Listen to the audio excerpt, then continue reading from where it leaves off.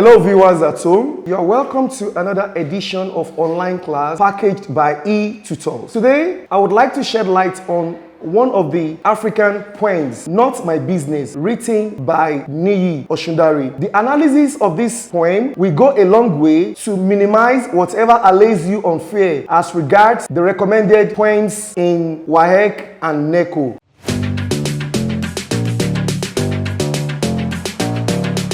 Today, I would like to shed light on one of the poems recommended by WAEC, which is very important for any student who aspires to write UTME or O-level examination.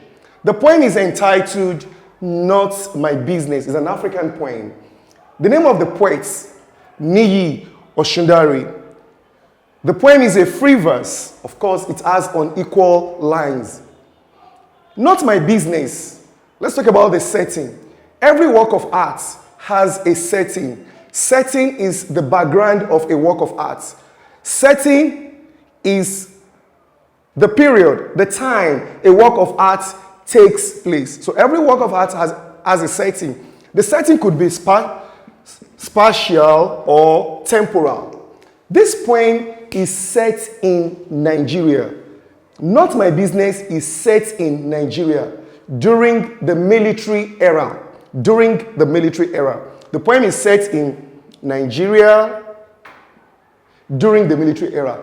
Considering the names in the poem, of course, it is obvious that it is set in Nigeria. Considering the name in stanza 1, Akoni is a name of one of the major tribes in Nigeria. Of course, is a name, a Yoruba name. Then another name that is obvious in this poem, we have Chinwe. Chinwe is an Igbo name, one of the names in the eastern part of the country. Then we also have Danladi, which is apparently an Hausa name. So from the names used in the poem, one can insinuate or conclude that the poem is set in Nigeria. So the poem is set in Nigeria during the military era. What are the characteristics of the military era? The military era is characterized with dictatorship, with tyranny. It's characterized with tyranny, abuse of power, dictatorship, injustice. In most cases, during the military era, the downtrodden are usually oppressed by the privileged. So please take note, during this era, most of the journalists could not operate within the tenets of their profession. Of course, when we talk about military era, we're talking in terms of Babangida regime, Abacha regime. During this regime, they suppress the voice of a journalist. So this regime is characterized with abuse of power, oppression, injustice, tyranny, and so on. Now, I would like to analyze the poem. The poem encompasses injustice. The poem cuts across injustice, maltreatment in the society. And it also focuses on insensitivity to the plight of others. That is, showing nonchalant attitude to whatever people are going through. Okay, let's start with the first stanza. They picked Akoni one morning, beat him up, soft like a clay. Soft like a clay here is a typical example of simile. And stuffed him down the belly of a waiting jeep. Waiting jeep in this poem is a good example of personification. Personification. The attributes of human being is given to jeep, which is a non-living thing. So the first stanza unfolds maltreatment, injustice. On a certain morning, nameless people, the poet persona is sharing his experience during the military era, which is characterized with abuse of power. On a certain morning, within his neighborhood, nameless people came to abduct, not arrest, abduct Akoni for no justifiable reason. They came to abduct Akoni, and Akoni was maltreated. The nameless people, apparently, they are security personnel. They are government officials. They maltreat Akoni. They picked Akoni one morning. So on a certain morning, they abduct Akoni, beat him soft like clay. Akoni was beaten thoroughly and stuffed him down the belly of a waiting jeep. They abduct Akoni and took Akoni away. So don't forget, in stanza 1, we have like a clay, which is simile. Then we have waiting jeep, which is a typical example of personification. Now let's go to stanza 2. Stanza 2, you will notice that stanza 2 is a refrain. Refrain. It has 3 lines. What business of mine is it? So long they don't take the yam from my sovereign mouth.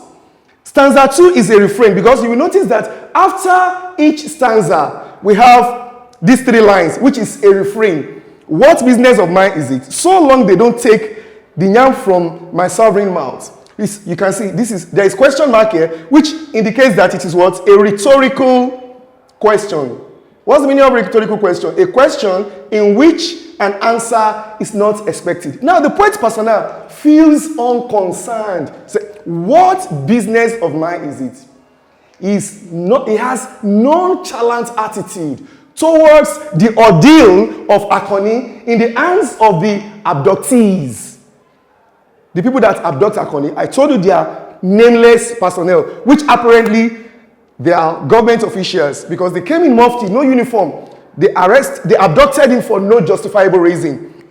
So the poet persona has nonchalant attitude. He is not concerned about the ordeal of Akoni in the hands of the nameless people. So that tells you that one of the themes of this poem is what?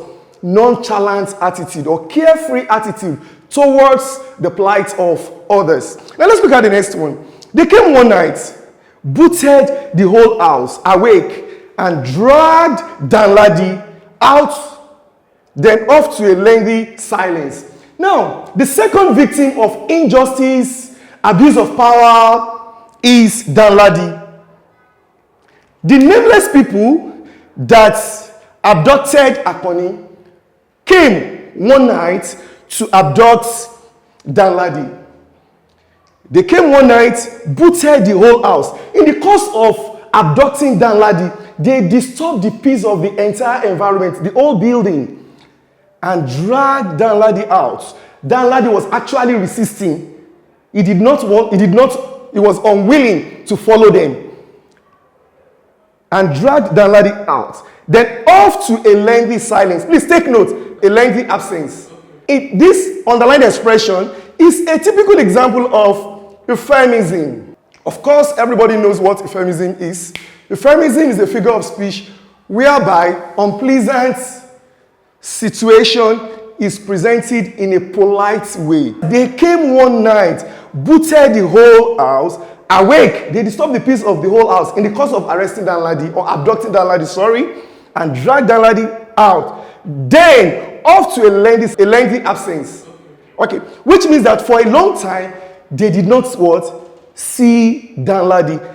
It is euphemism because lengthy absence here implies that Danladi is imprisoned or Danladi is dead. So it's a polite way of saying that Danladi has been has been jailed or Danladi has kicked the bucket. So then off to a lengthy absence. So for a long time, they did not see the traces of Danladi. So they are trying to tell us that probably Danladi is in the jail or Danladi has kicked the bucket. Now let's go to the next one. This is another example of refrain. What business of mine is it? That's the dominant thing. The poet persona feels unconcerned, despite the fact that these victims are his neighbors.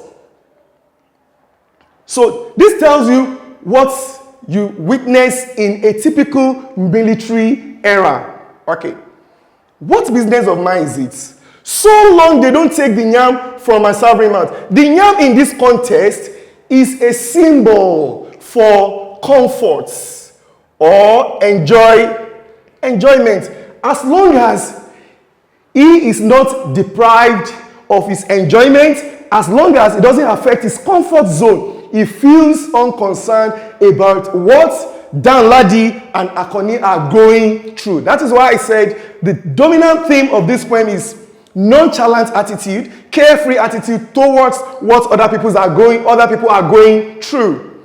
Now let's look at the next one, the next victim of injustice. Chinwe, of course, an Igbo name in the eastern part of the country. Chinwe went to work one day only to find out her job was gone.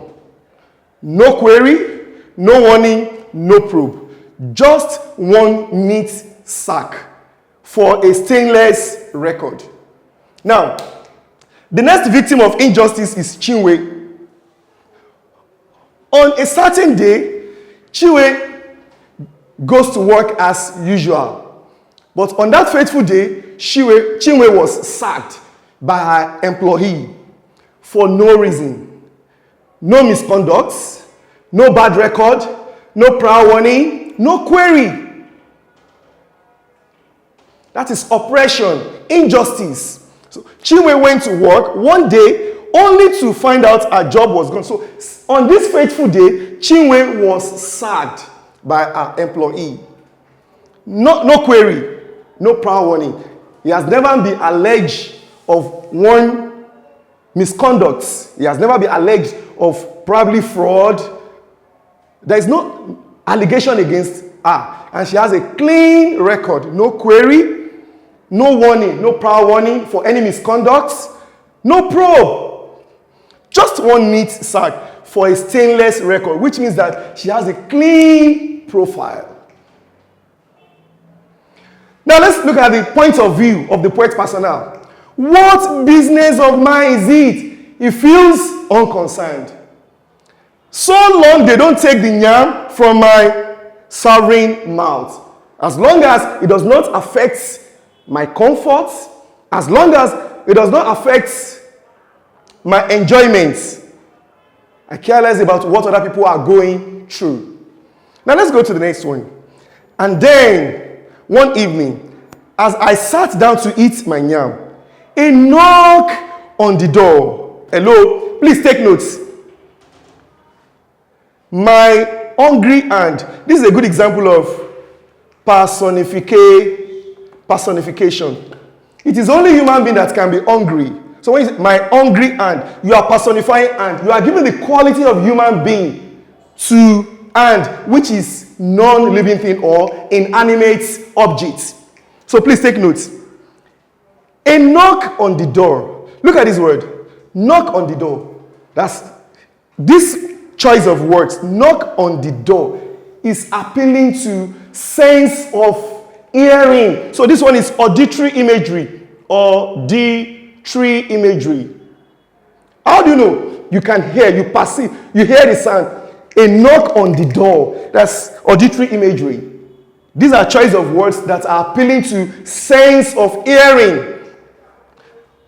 A knock on the door froze my hungry hand. Of course, froze my hungry hand is also what? Personification. So it is rather unfortunate that the same people that abduct Akoni, the same people, the nameless people that abduct Akoni and Danladi on a certain day, and then one evening, on a certain evening, as I sat to eat my yam, that is to enjoy. And then one evening, as I sat to eat my yam, don't forget, yam here is a symbol or a metaphor for enjoyment.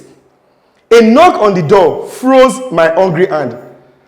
The jeep was waiting on my bewildered lawn. The same jeep that was used to abduct Akoni and Danladi was brought to abduct him as well. The jeep was waiting on my bewildered lawn, waiting in its usual silence to abduct him as well. So from all indications, it is obvious that the poem focuses on insensitivity to the plight of other people. So let's look at the themes now. Let's talk about the themes. We have lawlessness, The nameless people, they are not wearing uniform. So one cannot identify them. So they are oppressing the commoners, the downtrodden. So they abuse fundamental human rights. Okay. We have things now. We have things. We have lawlessness, injustice, and oppression. 3, we have nonchalant attitude